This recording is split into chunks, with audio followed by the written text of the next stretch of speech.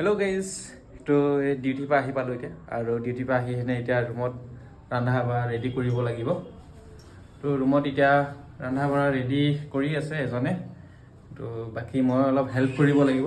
এতিয়া ভাতটো অলপ সোনকালে হৈ যাব, তো কাইলৈ ডিউটি আছে যিহেতুকে। তো এইপিনে ভাইটিজনে আমাৰ ভাত ৰেডি কৰি আছে, ৰন্ধা বঢ়া গান শুনি শুনি ভাতটো মানে ৰান্ধিব। সেইপিনে দালি ৰেডি কৰি থৈছে, তাৰপিনে ভাত বহাই থৈছে। তো মানে বাহিৰত সৰহভাগেই নিৰামিষ খোৱা যায় আৰু দেওবাৰে এনেকুৱা হৈ যায়, মানে ধৰি লওক মাছ হওক বা মাংস হওক, তো তেনেকুৱা মানে কিবা এটা দুইটাৰ ভিতৰত এটা মানে বনোৱা যায়। আৰু বাকী 6 দিন নিৰামিষে মানে খোৱা হয়, দালি আলু আৰু কেতিয়াবা কাচিত সপ্তাহটো মই 2-3 কণী খোৱা যায়। তো আজিলৈকে ইমানেই।